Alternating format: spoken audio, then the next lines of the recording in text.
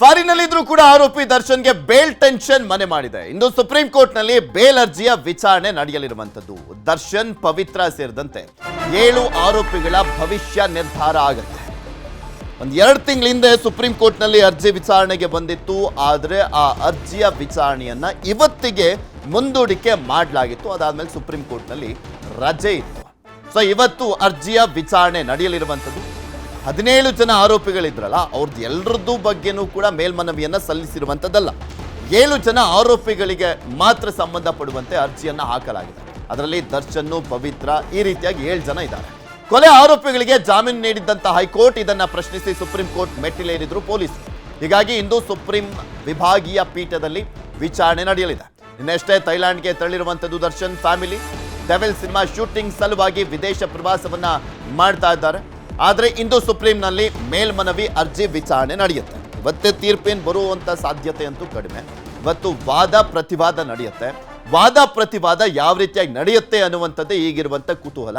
ಅಕಸ್ಮಾತ್ ಸ್ವಲ್ಪ ಹೆಚ್ಚು ಕಮ್ಮಿ ಆದರೂ ಕೂಡ ಮತ್ತೆ ಜೈಲಿಗೆ ಹೋಗುವಂಥ ಸಾಧ್ಯತೆ ಇರುವಂಥದ್ದು. ಯಾಕೆಂದರೆ ಬೇಲ್ ಮೇಲೆ ಹೊರಗಡೆ ಇರುವಂಥ ಹಿನ್ನೆಲೆಯಲ್ಲಿ ಬೇಲ್ ರದ್ದಾದರೆ 17 ಜನ ಆರೋಪಿಗಳ ಪೈಕಿ 7 ಜನ ಮತ್ತೆ ವಾಪಸ್ ಜೈಲಿಗೆ ಹೋಗುವಂಥ ಸಾಧ್ಯತೆ ಇರುತ್ತೆ. ಸೊ ಹೀಗಾಗಿ ಆತಂಕ ಅಂತೂ ಇದೆ.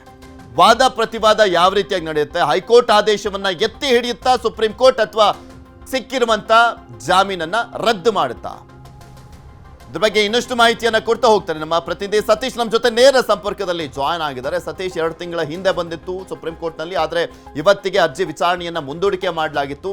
ಇವತ್ತು ಅರ್ಜಿ ವಿಚಾರಣೆ ನಡೀತಾ ಇರುವಂತ ಹಿನ್ನೆಲೆಯಲ್ಲಿ ದರ್ಶನ್ ಸೇರಿದಂತೆ 7 ಜನ ಆರೋಪಿಗಳಿಗೆ ಯಾವ ರೀತಿಯಾಗಿ ಆತಂಕ ಮನೆ ಮಾಡಿದೆ ಅಂತ?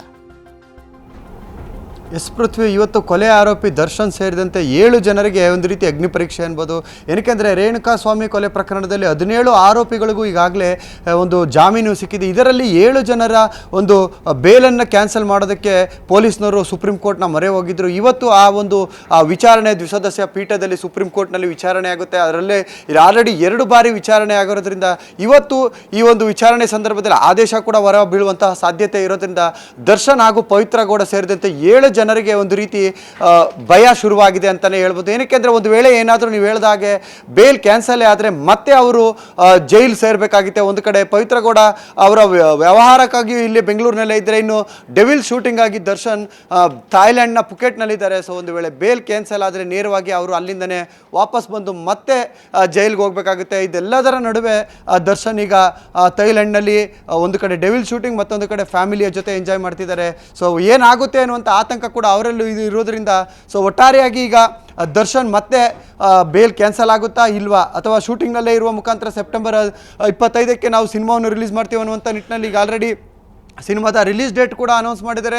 ಜೊತೆಗೆ 19ನೇ ತಾರೀಕಲ್ಲಿ ಸಿನಿಮಾದ ಒಂದು ಮೊದಲ ಪೋಸ್ಟರನ್ನು ಬಿಡುವ ಮುಖಾಂತರ ಸೊ ನಾವು ಪ್ರಚಾರ ಕಾರ್ಯಕ್ಕೆ ಚಾಲನೆ ಕೊಡ್ತೀವಿ ಅನ್ನುವಂಥ ಎಲ್ಲ ರೀತಿಯ ಸಿದ್ಧತೆಗಳನ್ನು ಮಾಡ್ಕೊಂಡಿದ್ದಾರೆ. ಇದರ ನಡುವೆ ಏನಾದರೂ ನಟ ದರ್ಶನ್ ಬೇಲ್ ಏನಾದರೂ ಕ್ಯಾನ್ಸಲ್ ಆದರೆ ಮತ್ತೆ ಜೈಲಿಗೆ ಹೋಗಬೇಕಾಗುತ್ತೆ. ಒಂದು ವೇಳೆ ಜೈಲಿಗೆ ಹೋದರೆ ಡೆವಿಲ್ ಏನಾದರೂ 25ಕ್ಕೆ ರಿಲೀಸ್ ಮಾಡ್ತಾರಾ ಇಲ್ವಾ, ಈ ರೀತಿಯಾದಂತಹ ಒಂದಷ್ಟು ಆತಂಕ ದರ್ಶನ್ ಮತ್ತು ಅವರ ಅಭಿಮಾನಿಗಳಲ್ಲಿ ಇರುವಂಥದ್ದು ಪೃಥ್ವಿ. ಓಕೆ, ಧನ್ಯವಾದ ಸತೀಶ್ ನಿಮ್ಮೆಲ್ಲ ಮಾಹಿತಿಗಾಗಿ.